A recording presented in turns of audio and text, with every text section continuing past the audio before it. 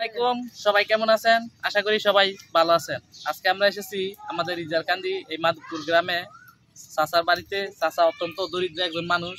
তিনি এখানে কোনো কাজ কর্ম করতে পারে না, একদম মনে করেন অচল অবস্থায় আছে। চাচার 5টি মেয়ে, কোনো ছেলে নাই।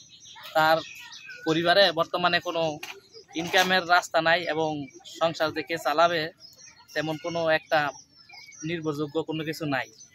তিনি এখন কিছু সাহায্য বা কোনো কিছু পাইলে চলে, আর না পাইলে মনে করেন এমনি জীবনযাপন করে। এখন চাচার এই ঘরটি, বিশেষ করে যে ঘরটি এখন ঝড় বৃষ্টির মৌসুম চলতেছে, এখানে চাচার ঘরটি একদম ভাঙা অবস্থায় আছে।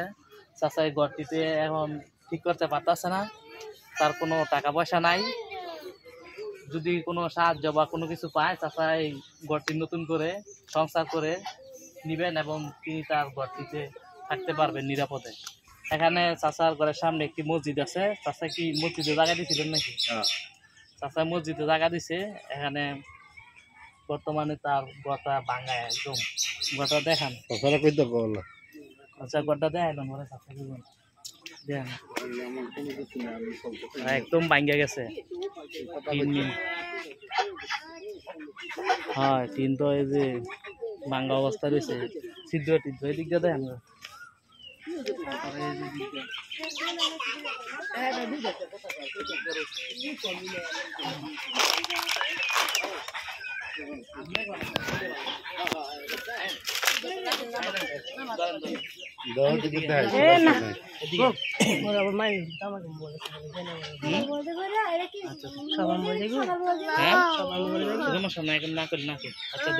কথা কয়ে উঠে লাগছে ভিডিও, আবার লাভ হইলো কি মানছে কথা কইতেছে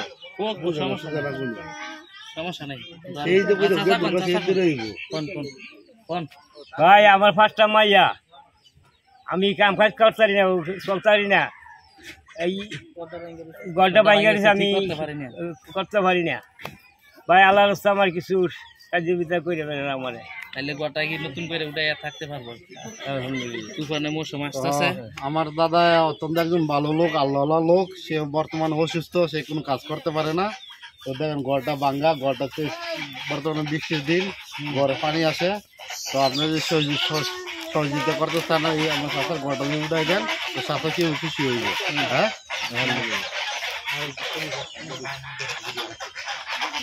আর এই চাষা দেখেন অত্যন্ত একজন ভালো মানুষ। এই চাষার যে সম্পত্তি আছে পুরোটা মসজিদে দান করে দিচ্ছে।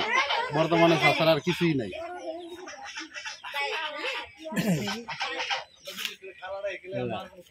আচ্ছা, ঠিক আছে, সবাই ভালো থাকবেন, সুস্থ থাকবেন, আর চাচারে সবাই সহযোগিতার হাত বাড়াবেন।